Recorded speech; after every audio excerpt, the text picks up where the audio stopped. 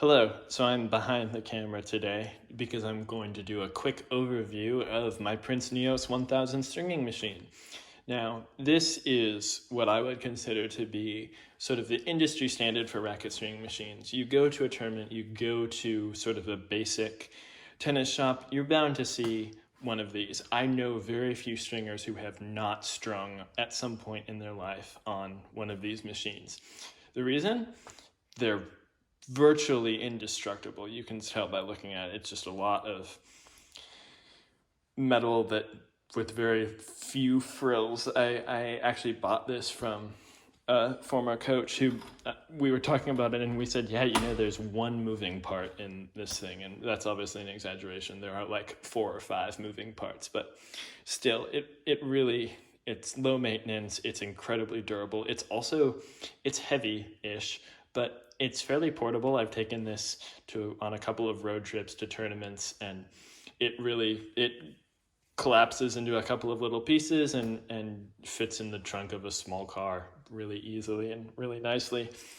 So just a couple of the features. It's a crank lockout machine as opposed to an electronic machine or a drop weight machine.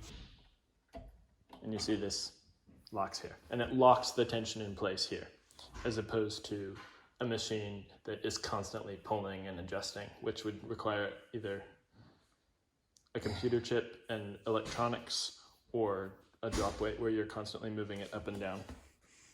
Other features of this machine, we got a 2-piece mounting system. 1, and 2, as opposed to a 6-point mounting system, which would have brackets here and here and brackets here and here on the outside. There are arguments as to which one's better. I would probably say that a 6-point mounting system is better, but I've heard fairly convincing arguments that say that the little bit of flex is actually good for the frame. With tennis stringing, you have lots of different opinions. I'm trying to think of what else. Oh, the clamps, glide bar clamps. So when you're stringing the mains, I'll release tension here. When you're stringing the mains, you move them out here. Then you're done stringing. Take one of them away, put it somewhere.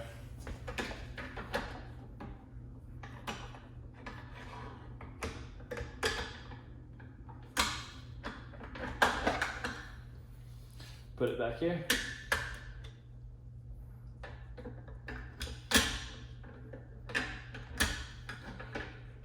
And use it now to clamp and string the crosses. And away you go. Very simple system of clamps. Not my favorite system of clamps. I definitely prefer clamps that are attached to the base. But it works. This sort of the moral of this machine is it's not fancy, but it works, and it basically will never stop working. I calibrate it once every couple of months or so and just make sure it's in tip-top shape and is stringing tension accurately. It's never going to be as accurate as a $7,000 electronic stringer, and it's never going to be as shiny or as fancy, but it gets the job done. And there's something about these detachable cranks that really just, I don't know, I love the feeling of pulling my own tension. And the nice thing about this machine for left-handers is because you can take this crank off, you can actually put it on the other side. So if you are somebody who's left-handed or likes to pull tension with your left hand, you can string here, you can string here. You have that option, which a lot of stringing machines sort of lock you into pulling tension with your right hand, particularly electronic machines. Let's see, you've got a clamp, you've got this here stops the turntable from spinning, which is incredibly useful, and it's right down by your left hand if you're stringing with your right hand, if you're a right-handed stringer, and so it's really convenient to lock and unlock, and it does not move after it locks. It really holds it steady, which is nice.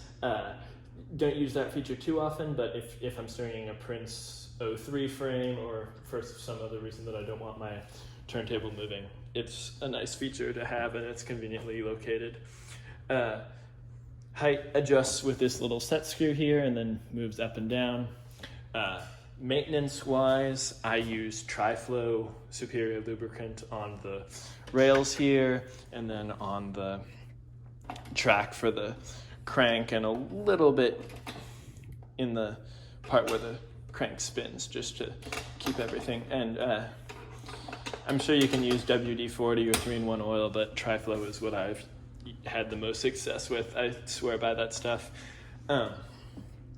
And plenty of space for your tools, as you can see, and just really quick, easy, simple.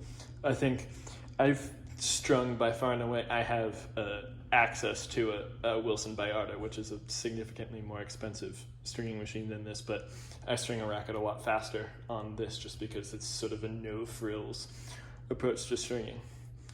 So please comment, like, and subscribe. Let me know if you have any questions, comments, any help you need with racket stringing or anything about tennis rackets in general. And I hope to see you all again soon. Thank you.